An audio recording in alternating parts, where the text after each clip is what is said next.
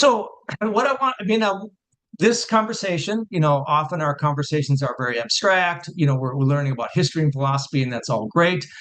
But I think it was Rick who said earlier that, he likes to read stuff that you can really apply, that you can really, and I think that's what most people are drawn to Stoicism about. Is the idea that these teachings are very practical, they're applicable.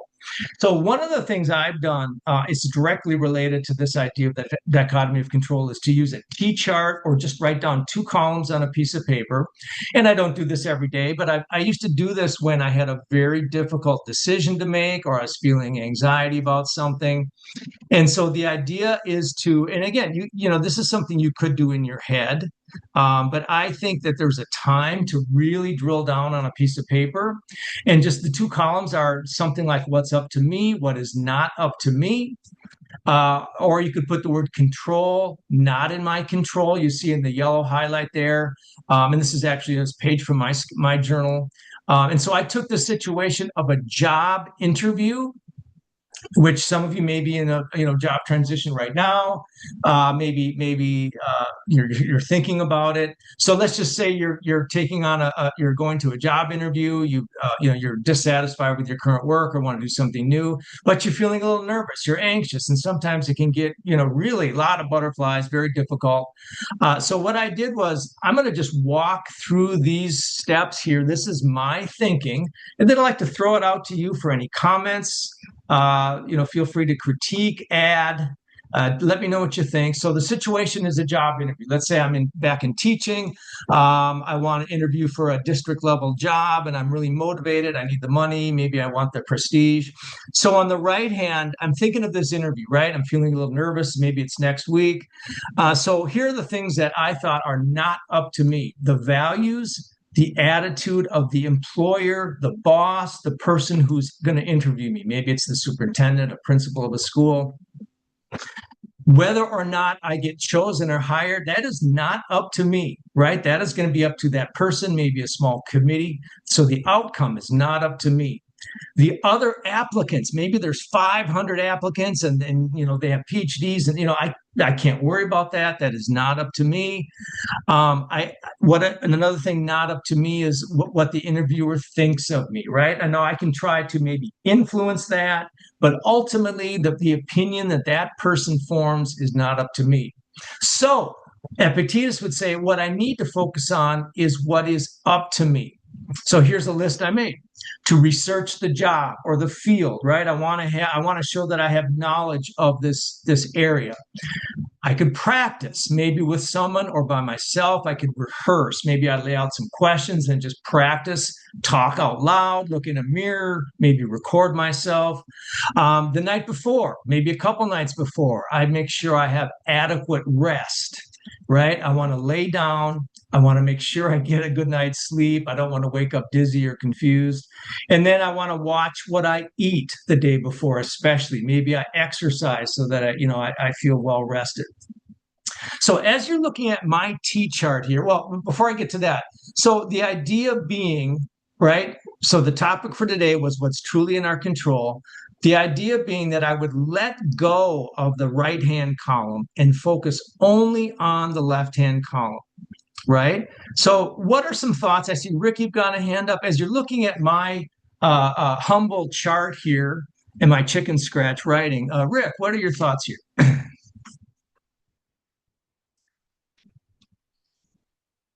You might be on mute there, Rick. Nope.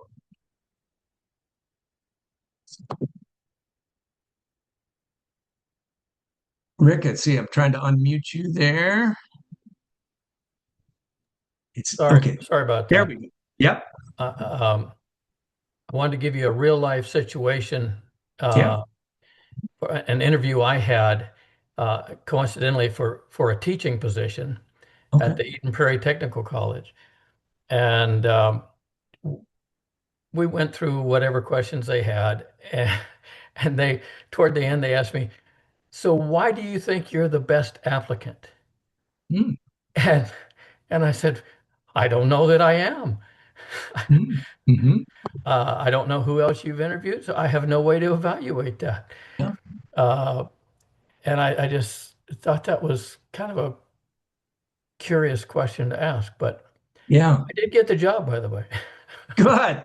Well, I think your point is that you have no idea what, how you would rank in terms of the other candidates. So that would apply to our not up to you column, right? Right, exactly. Yeah, exactly. So that was it. Yeah, that's an interesting question. Any other thought? Does anybody take issue? Now, pretend you were my coach here and I showed you my notes. Does anybody take issue with some of my? Please feel free. I'm not going to. So, how about this idea of adequate rest? Let's say my interview's tomorrow and I say, God, I got to get a good night's sleep. Do I have complete control over that?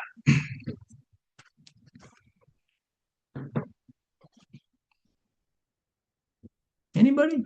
Do we have complete control over sleep? Alan, go ahead.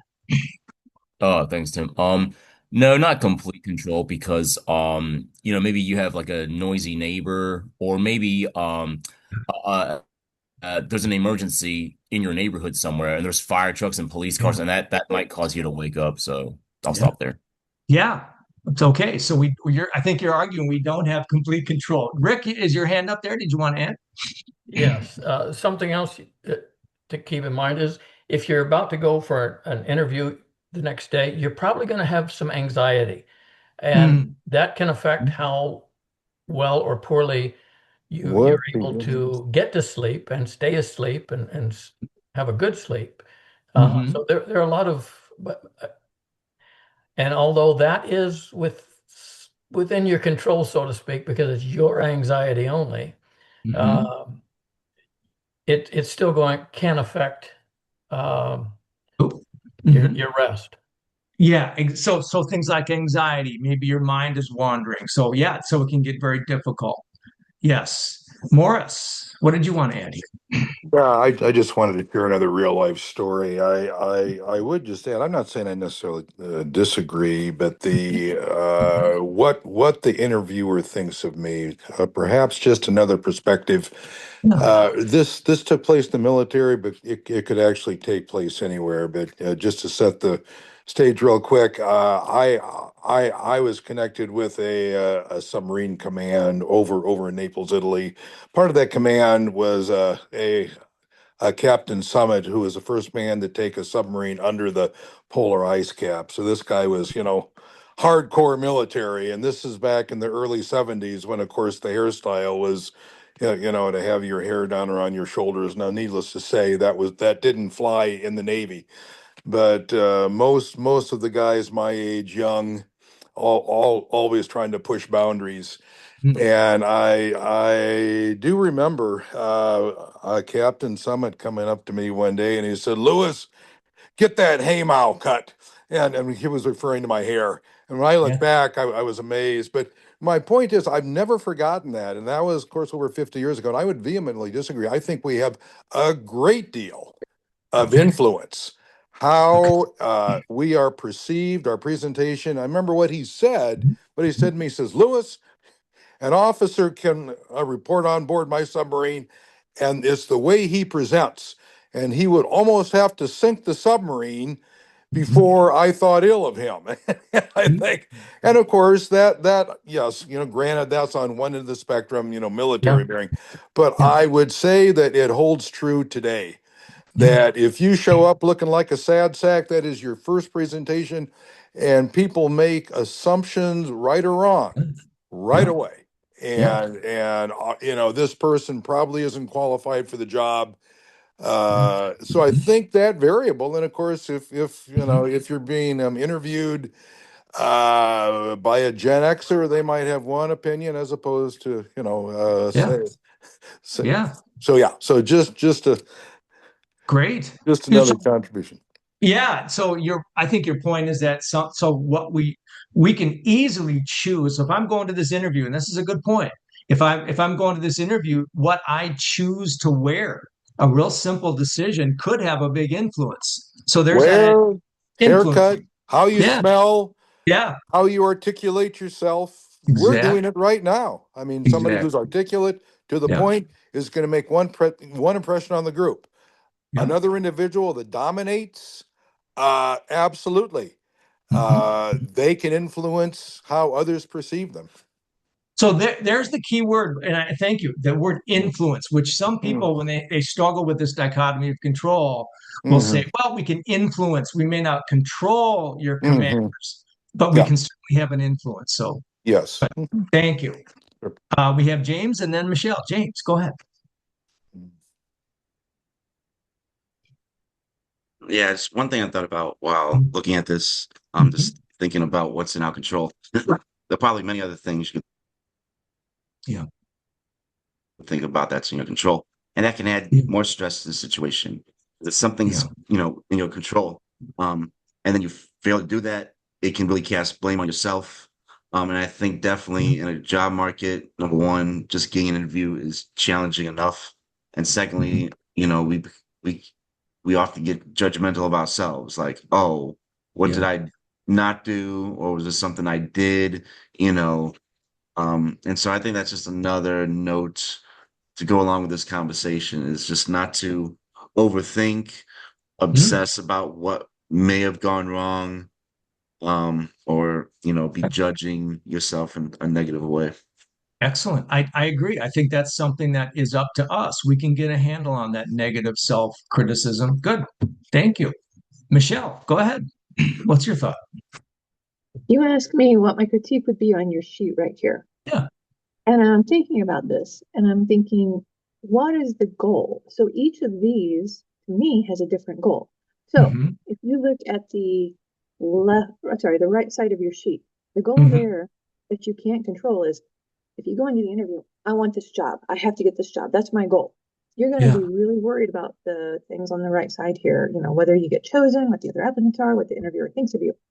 Hmm. If you go in with the attitude, I'm going to do the best interview that I am capable of doing, and if it's Yeah. a good match, then I'll be hired. To me, that's much more relaxing. I mean, Right. you still want to do your best job, but you're worried Yeah. more about what you can do as opposed to all these things outside your control. So to me, Yeah. if I were maybe if I was presenting this to someone, I'd ask them, well, what would be the ultimate goal of this? And then how can you apply it to your situation? Excellent. Excellent. I like that. Very well stated. And your idea, what's the goal here? Thank you. That's the bridge I wanted to, as I was putting this together for our meeting, I was thinking, what this has been so helpful for me at times in the past. And I think one of the biggest gains is that it helps us clarify.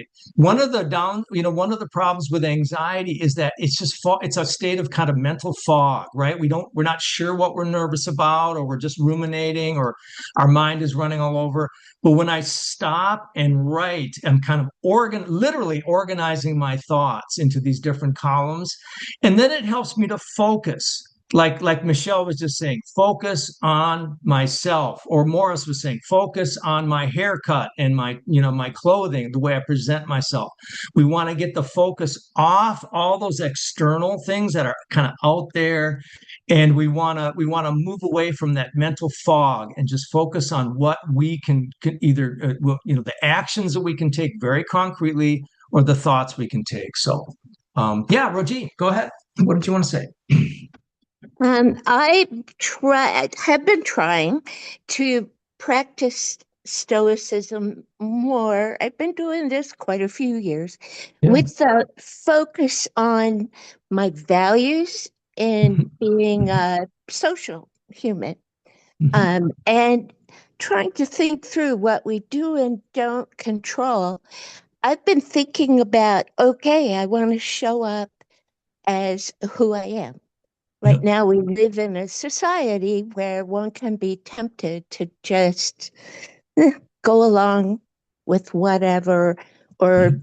be nasty because the people in your group are being nasty, whatever. And so, what I do control is getting over, or getting a hold on the fear of speaking up as who I am.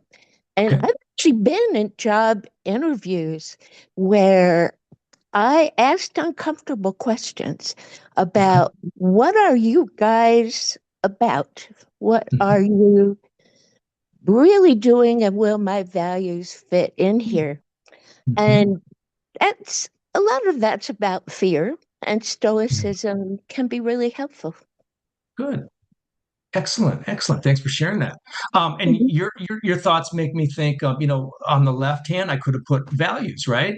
I could express what my values are. What would I bring to a job, and think about the service end of it, not just what am I going to get, what benefit for me, but what are my values and what could I bring to the workplace here too. So good stuff. All right. Any other thoughts here? This could be used for any kind of difficulty. It's a very flexible practice. I hope you found this helpful. I think I will go ahead and turn off my recording.